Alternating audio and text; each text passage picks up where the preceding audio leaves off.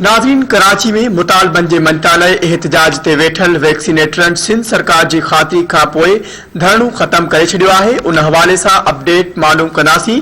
असां सां video link ते मौजूद आहे कराची मां धरती टीवी जो रिपोर्टर इमदाद सुमरा। जी इमदाद, अपडेट कजो।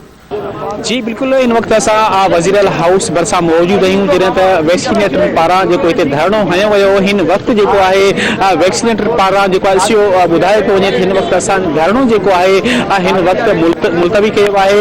हिननि जो इहो पिणु चवणु आहे त अॼु जेको आहे सिहत खाते जा अमलदार जेके उहे असां सां ॻाल्हियुनि लाइ पहुता, उन्हनि सां ॻाल्हियूं पिणु थियूं जे सुभाणे ताईं जेको आहे नोटिफिकेशन ॾियण जो जेको आहे सो यकीन ॾियानी करे, जंहिंखां पोइ एहतजाज जेको आहे ख़त्मु कयूं था ऐं सुभाणे प्रेस क्लब अॻियां जेको आहे ॿीहर उते एहतजाज कंदासीं।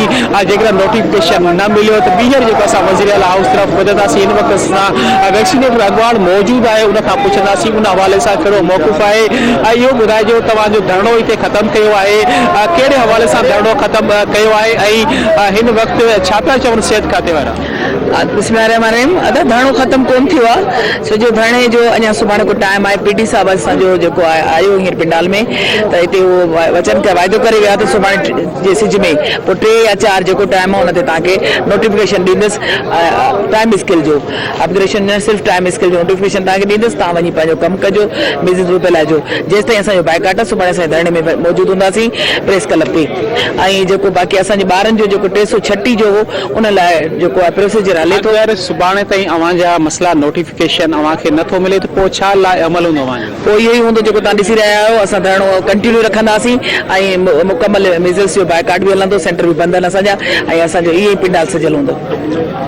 जी बिल्कुलु नाज़रीन, अवां ॿुधो त हिन वैक्सीनेटरनि जो इहो पिणु मौक़िफ़ हुयो त अॼु असांजो एहतजाज जेको आहे उहो पिणु जारी आहे। एहतजाज खे जेको आहे असां ख़त्मु नाहे कयो, लेकिन सिहत खाते जे अमलदारनि असां सां राब्तो करे सुभाणे ताईं यकीन ॾियानी कराई आहे त सुभाणे जेको आहे अव्हांखे नोटिफिकेशन जारी कंदो। जेका अव्हांजा जाइज़ मुतालबा आहिनि उहे तस्लीम कया वेंदा, जंहिं सबबु हिन वक़्तु असां जेको आहे पंहिंजो एहतजाज जेको आहे उहो प्रेस क्लब ताईं महदूद रखणु चाहियूं था। सदन जो वधीक चवणु हुयो त हिन वक़्तु वज़ीर आला हाउस भरिसां जेको असांजी मुतालबे जी मंत्रालय जेको एहतजाज हुयो उहो असां ख़त्मु करे प्रेस क्लब तरफ़ जेको आहे वधंदासीं।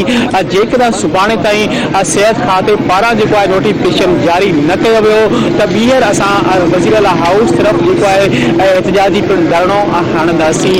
जी इमदाद, अपडेट करण लाइ वॾी महिरबानी। नाज़रीन, इमदाद सुमरा अपडेट करियो हो। ऐं नाज़रीन, ही हुयूं इन वक़्त जूं ख़बरूं। वधीक ख़बरुनि ऐं अपडेट्स लाइ ॾिसंदा रहो धरती टीवी न्यूज़।